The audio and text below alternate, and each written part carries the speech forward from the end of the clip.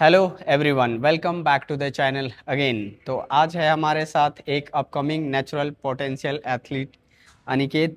अभी ये आईसीएन से जस्ट 1 वीक आउट है। हैदराबाद आईसीएन में compete करने वाले हैं और अभी पीक वीक भी इनका स्टार्ट हो गया है। तो ट्रेनिंग के बीच में डिस्कस करने वाले हैं अभी तक का इनका जो भी प्रेप का जर्नी है और अभी क्या इनको प्रोग्रेस करना है लास्ट वीक में, उसके बारे में। जैसा कि अनिकेत अभी जस्ट 1 वीक आउट है अपने नेचुरल बॉडी बिल्डिंग शो से। अभी डिप्लेशन वर्कआउट स्टार्ट हो गया है। कल हम लोगों ने चेस्ट और बैक थोड़ा बहुत ट्रेन किया था डिप्लेशन के लिए। उससे पहले लेग्स ट्रेन किया था, जो कि लेग्स हमारा लास्ट वर्कआउट था। लेकिन हैमस्ट्रिंग और काप्स थोड़ा वीक है, इसलिए आज हम लोग हैमस्ट्रिंग और काप्स का लास्ट एक्सरसाइज करेंगे और उसके बाद छोटे मसल ग्रुप जैसे शोल्डर एंड आर्म्स और थोड़ा बहुत एब्स ट्रेन करने वाले हैं। और कल से totally depletion workout upper body train करने वाले हैं। और लेग्स हम लोग ट्रेन इसलिए भी करना बंद कर देते हैं 1 वीक पहले, क्योंकि अभी लो कैलोरीज पे होते हैं और जीरो कार्ब्स भी होता है, तो लेग्स को रिकवर करना काफी मुश्किल हो जाता है। और स्टेज पे अगर लेग्स रिकवर नहीं हो तो अच्छे से आपका सेपरेशन नहीं दिखता है, पॉपअप लेग्स नहीं करता है। तो चलिए स्टार्ट करते हैं पहले स्टैंडिंग काफ्स रेजेस से।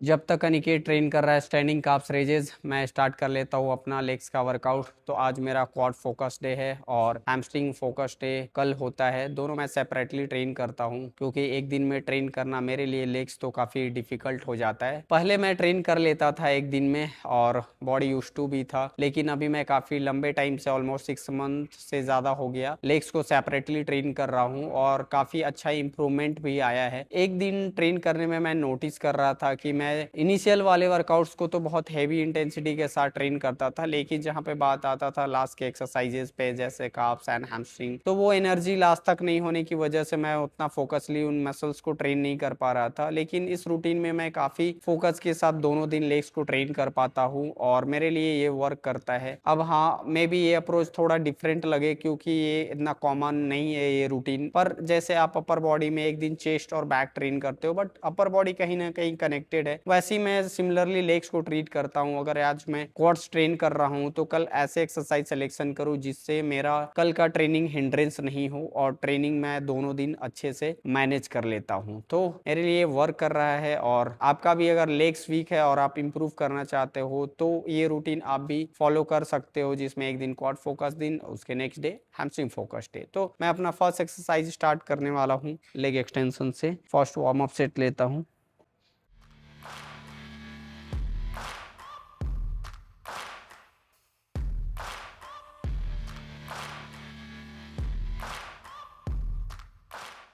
बात करते हैं थोड़ा अनिकेत के एक्सपीरियंस के बारे में। जैसा कि ये अभी काफ़ी यंग है, ऑलमोस्ट अभी 21 टर्न होने वाला है, इसलिए अभी इसका गोल है कि थोड़ा मेडल वेडल भी ले ले टीनेज कैटेगरी में। यस, 21 पूरा हो जाए उससे पहले। पर इसके बारे में जानते हैं कि इनको बॉडी बिल्डिंग करने का माइंडसेट कहाँ से आया। बॉडी बिल्डिंग करने का थॉट प्रोसेस तो पहले से कुछ नहीं था। It's like I was a very fat kid, बहुत मोटा लड़का था मैं स्कूल टाइम्स में, तो बुली वगैरह हुआ हूँ। सो जिम ज्वाइन करने का वही पर्पस था कि सिर्फ कपड़ों में अच्छा दिखना है, दैट्स इट। और रही बात बॉडी बिल्डिंग की, तो I am coming from a background जहाँ मेरे फादर और मेरे बड़े पापा ये दोनों भी बॉडी बिल्डिंग बैकग्राउंड से थे। उनने शायद से 1 से 2 साल जिम वगैरह किया है, लोकल जिम्स में थे, और उसके बाद उनने कम्पीट भी किया है। सो मेरे जो बड़े पापा है वो उनने पुणे श्री टाइटल किया है, लेकिन उसके बाद उन्हें कुछ एक्सपोजर नहीं मिला इन टर्म्स ऑफ, जैसा आपको पता है कि एथलीट्स को इतना सपोर्ट नहीं करते, लोग घर वाले सपोर्ट नहीं करते, और और फाइनेंशियली उस भी। टाइम पे इतना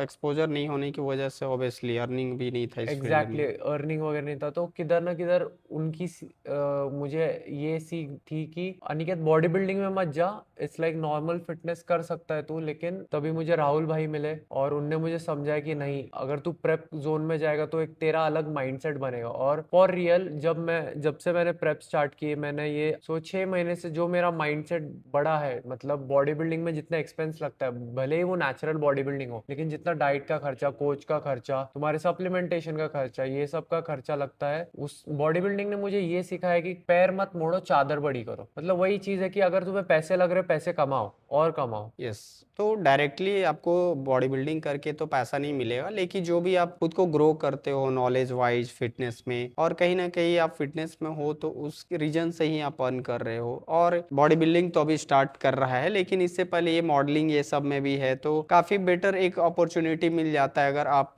मल्टीपल जगह पे आपका फेस वैल्यू बिल्ड करते हो तो मल्टीपल जगह से आपको अप्रोच भी आता है। कहीं ना कहीं आप अपना बायो में ऐड कर सकते हो कि आपने एक अच्छे लेवल के कॉम्पिटिटिव बॉडी बिल्डिंग में भी compete किया हुआ है, तो आपको हमेशा उस चीज़ का प्रेफरेंस मिलता है।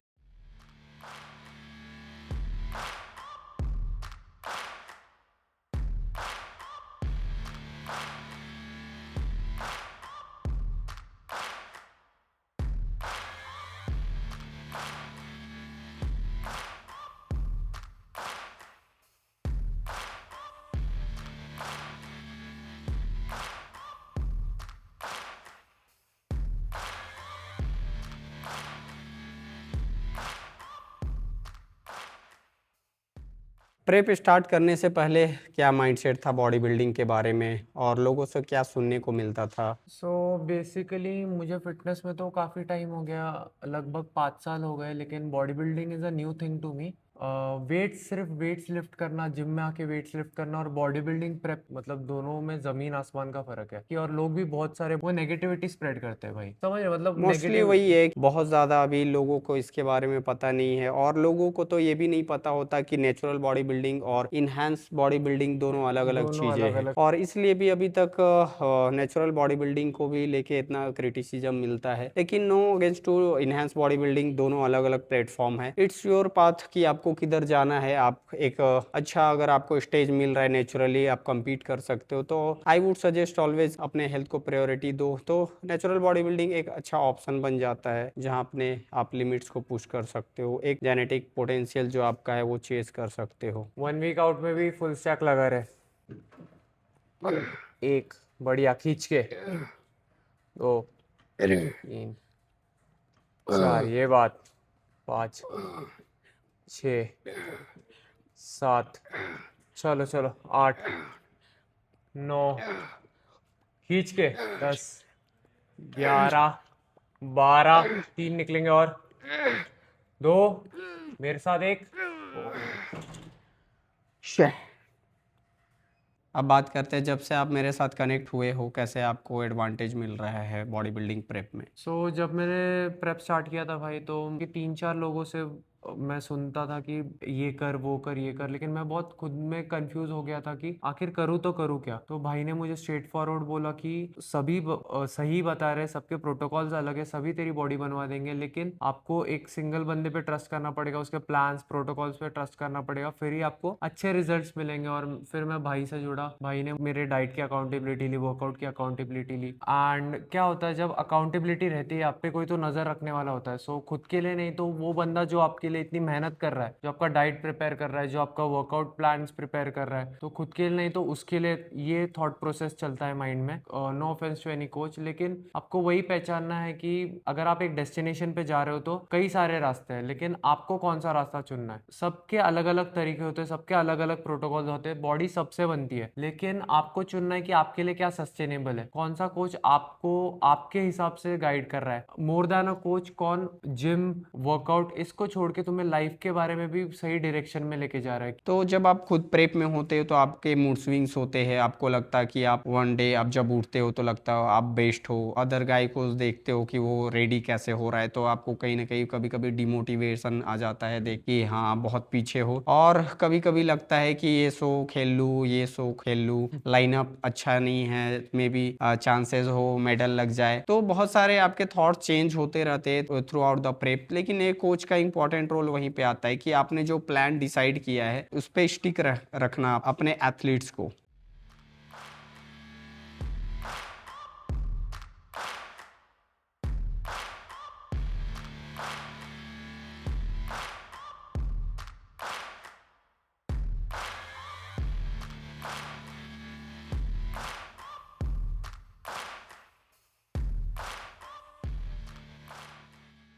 डिप्लेशन वर्कआउट चल रहा है अनिकेत का, और अभी लेग्स के लिए हैमस्ट्रिंग और काफ्स रेजेस के 3 से 4 set 15 to 20 reps moderate weight 50% intensity के साथ अभी ट्रेन कर लिया। और शोल्डर के लिए रिवर्स पैक डेक भी हो गया है। अभी लैटरल रेजेस, उसके बाद ओवरहेड प्रेस और फ्रंट रेस लगाने वाले हैं शोल्डर के लिए। और आर्म्स ट्रेनिंग जैसे ट्राइसेप एंड बाइसेप के लिए एक एक्सरसाइज रहेगा, similarly 15 to 20 reps moderate weight के साथ 50% इंटेंसिटी। और लास्ट में एप्स लगाने वाले हैं। उसके बाद हम लोग पोजिंग प्रैक्टिस भी करना है, क्योंकि काम पोजिंग में बहुत बाकी है।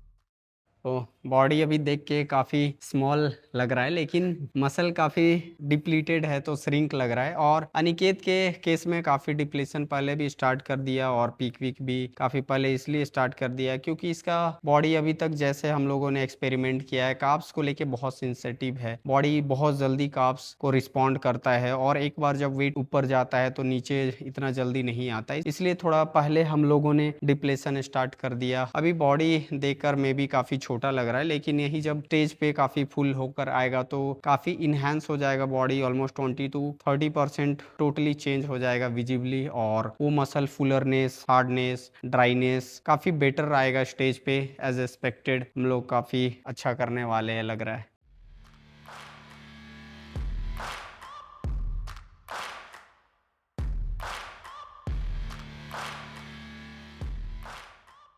कैसा फील हो रहा है डिप्लीशन का फर्स्ट डे?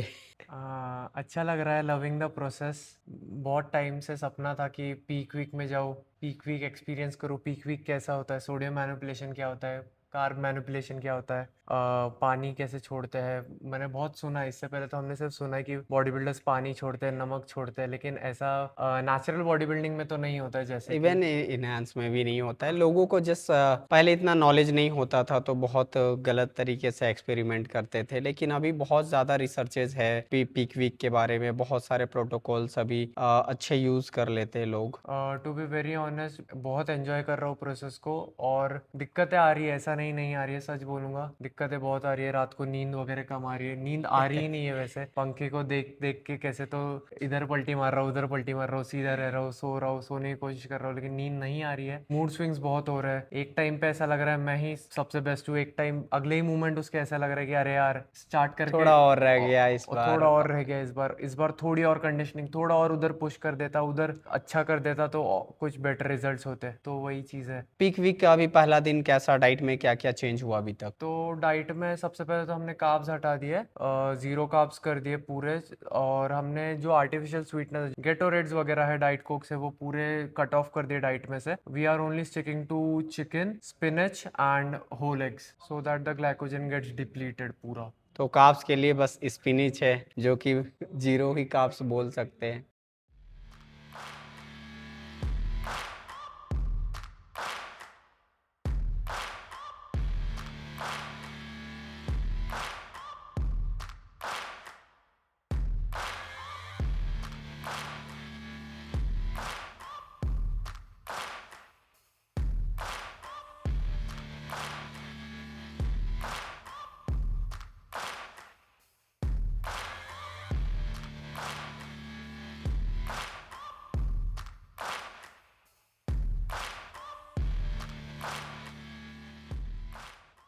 अभी हमारा वर्कआउट कंप्लीट हो गया है, और अक्षय सर भी आ गए हैं। तो अभी हम लोग साथ में पोजिंग प्रैक्टिस करने वाले हैं, और अनिकेत के शो से पहले हमारा ये साथ में पोजिंग प्रैक्टिस होने वाला है। तो करते हैं अभी पोजिंग प्रैक्टिस। पहले देखते हैं किसका बॉडी कितना कंडीशन लग रहा है, कौन कितना रेडी है।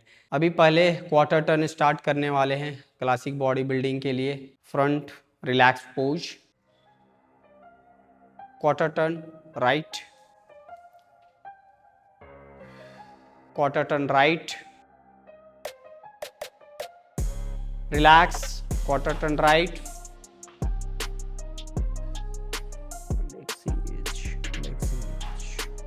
front relax pose,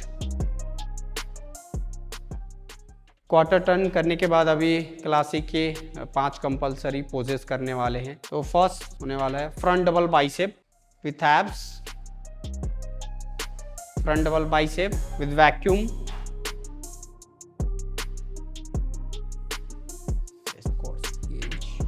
side chest classic,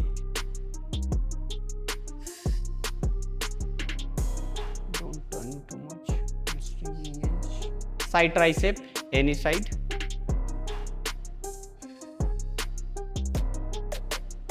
back double bicep, engage your glutes, hamstring tight, lift calf and push hard, come on, एक open any side, ऊपर बाइसेप का पीक टर्न। बहुत ज़्यादा एफर्ट नहीं डालना है, बॉडी वाइब्रेट नहीं होना चाहिए, कंट्रोल करना है। एफर्ट डाल रहा है बट वो लगना नहीं चाहिए, नहीं तो बहुत स्टेज पे थक जाएगा। Next abdominal with thighs, engage नहीं इंगेज, यस, दोनों लेग्स स्टेज पे पकड़ के रखना है। ये बहुत ज़्यादा कॉमन मिस्टेक है लेग्स छोड़ना। इसमें लैट्स है ना, फ्लेयर नहीं हो पा रहा है। एल्बोज को पुल करना है ऊपर की तरफ, बट शोल्डर ऊपर नहीं स्ट्रेच होना चाहिए, शोल्डर नीचे ही रहेगा। एंड ऑब्लिक्स एनी साइड, पीछे वाला लेग्स भी इंगेज रखना है। अभी classic favourite poses, okay, second favourite classic pose,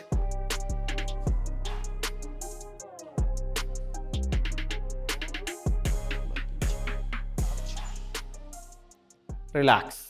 तो अभी अच्छा सा डीप टिश्यू मसाज करा के आए हैं, तो बैक इनका सूजा हुआ है, इसलिए आज इन्होंने वर्कआउट से रेस्ट लिया है और काफ़ी इंटेंस डीप टिश्यू मसाज हुआ है। तो पोजिंग करने में थोड़ा अभी हालत ख़राब हो रहा है, उनको सोरनेस फील ज़्यादा हो रहा है, लेकिन फिर भी अभी अच्छा होल्ड कर पा रहे हैं। अभी हम लोग करने वाले मेंस फिजिक का पोजिंग, और अनिकेत ने शॉर्ट्स भी मंगा लिया है, साइज काफ़ी परफेक्ट लग रहा है, स्टेज पे और अच्छा लगेगा। प्लस पॉइंट है लेग्स काफ़ी अच्छा डेवलप है, तो इसमें अच्छे से लेग्स भी नोटिस होता है। अब बहुत से लोगों को लगता है कि मेंस फिजिक में लेग्स जज नहीं होते, लेकिन अभी वो चेंज हो चुका है जजमेंट का क्राइटेरिया। अभी शॉर्ट्स थोड़े ऊपर तक आते हैं, तो जजेस वो भी देखते हैं कि आपके जो शॉर्ट्स है वो कितने फुल है, लेग्स कितने बड़े हैं। वो भले आपका सेपरेशन नहीं दिखता, बट साइज एटलीस्ट पता चल जाता है जजेस को, उसके बेसिस पे भी जजेस जज करते हैं आपको। तो अगर आपका क्वाड्स अच्छा है तो मेंस फिजिक में भी प्लस पॉइंट है। तो ऐसा नहीं होता है कि अगर आपका लेग्स वीक है इसलिए ही मेंस फिजिक खेलो। अगर आपका प्लस पॉइंट है कोर एरिया, ओवरऑल डेवलपमेंट आपका वी टेपर का बहुत अच्छा है, तो आप मेंस फिजिक के लिए भी प्रेप कर सकते हो। तो अभी मेंस फिजिक के लिए पोजिंग प्रैक्टिस करने वाले हैं। एंट्री के साथ जो रिलैक्स पोज रहेगा उस पर होल्ड करना है।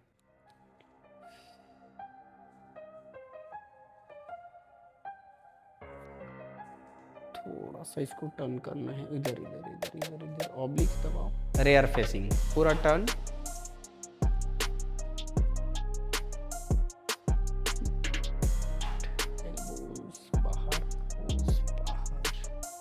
फिर से फ्रंट पोज।